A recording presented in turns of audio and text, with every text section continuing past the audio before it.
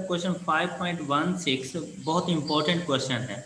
ज़रा तसल्ली से इस क्वेश्चन को पढ़ो और जिस तरह से ऊपर मैं नहीं बना रहा था स्कीम ए, स्कीम बी, PRT, इस तरह का ज़रा स्केच बना के दो मुझे इस क्वेश्चन से रिलेटेड। ज़रा ट्राई करें आप लोग।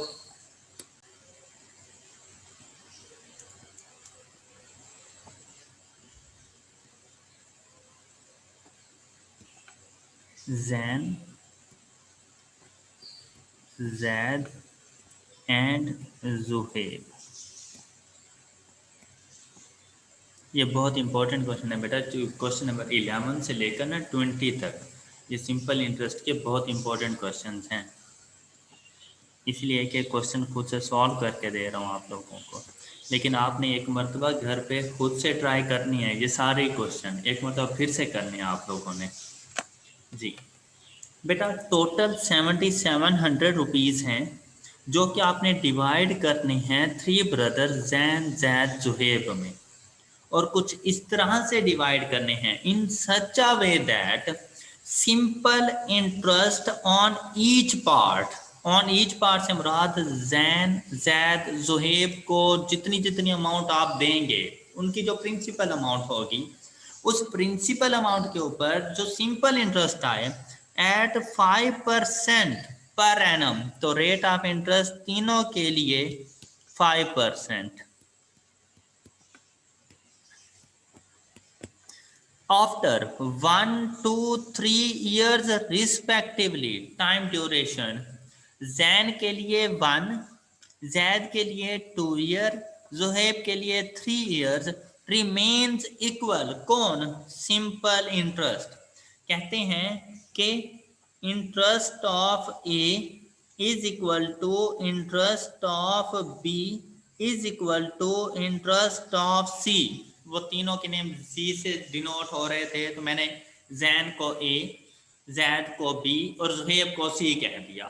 कहते हैं तीनों से जो इंटरेस्ट अमाउंट आए वो इक्वल आए। बेटा क्या इस इक्वेशन की समझ आ गई आप सब लोगों को? Yes sir. और प्रिंसिपल अमाउंट के बारे में किसी किस्म का कोई लिंक नहीं बताया, तो जैन की प्रिंसिपल अमाउंट को x, जैद को y और जुहैब को z कंसीडर करते हैं। Clear?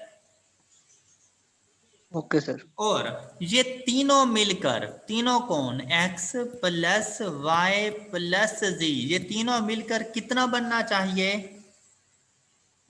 7700। Okay, yes sir. Clear है यहाँ तक? अब देखिए बेटा इंटरेस्ट ऑफ जैन कितना आएगा आपके पास? 0.05x is equal to interest of Zaid 0.1 of y is equal to interest of Zuhaib 0.15 of z। किसी को कोई शक, कोई मसला? No sir. यहां तक क्लियर है सबको? अब बेटा अगर आपको चैप्टर 3 याद हो तो हमने कहा था अगर 3 वेरिएबल्स हों और वो फाइंड करनी हो तो इक्वेशंस भी 3 होनी चाहिए, otherwise single variable with 1 equation हम लोग सॉल्व कर सकते हैं। अब मेरे पास 3 वेरिएबल्स तो हैं लेकिन इक्वेशन एक बनी हुई है, बाकी 2 इक्वेशंस कैसे बनाएं? अब हम क्या करते हैं कि इन तमाम को ना सिंगल वेरिएबल में कन्वर्ट कर देते हैं।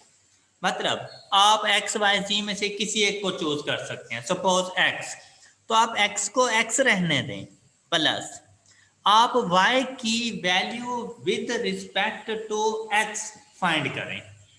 y की value with respect to x, तो बेटा इन दोनों को ले लें, इन दोनों को ले लें, तो क्या यहां से आपको y की वैल्यू मिल जाएगी? y is equal to 0.05x over 0.1। जी बेटा yes sir.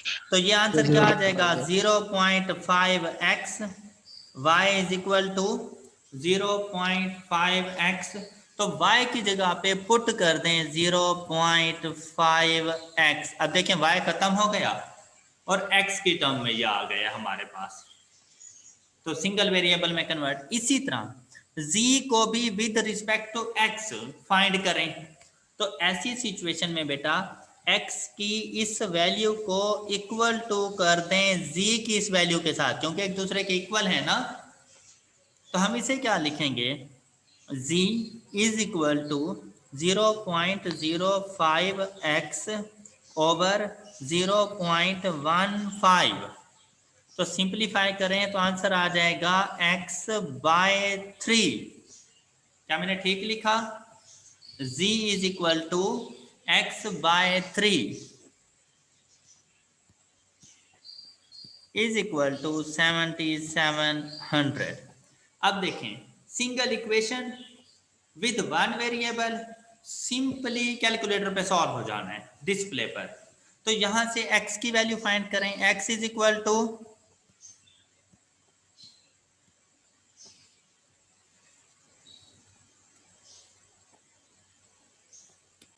x is equal to 4200। तो बेटा x किसका शेयर था, जैद का। जैन का। तो 7700 में से 4200 जैन को मिल जाएंगे। तो जैद को कितने मिलेंगे, जैद का share y is equal to 0.5 और x की जगह पे 4200। तो ये आंसर आता है 2100। तो ये 2100 मिलेंगे जैद को।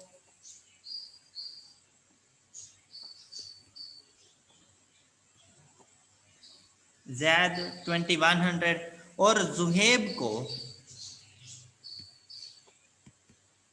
x/3 मतलब 4200 x की जगह divided by 3 is equal to 1400। Yes sir. हाँ जी। तो बेटा अगर हर किसी का शेयर पूछता तो हम उसे बताते कि जैन के लिए 4200, जैद के लिए 2100 और जुहेब के लिए 1400। लेकिन उसने ऐसा कुछ नहीं पूछा। उसने आपसे क्या पूछा है, the share of Jain is more than that of Zuheb. तो जैन को 4200, जुहेब को 1400, तो कितनी एक्स्ट्रा अमाउंट मिल रही है जैन को, 2800। तो ये हमारा आंसर है बेटा 2800। ये आप जरा इसका सोल्यूशन एक मरतबा फिर से अच्छी तरीके से देख लें। कोई चीज़ नहीं समझ आई तो मुझसे पूछ लें।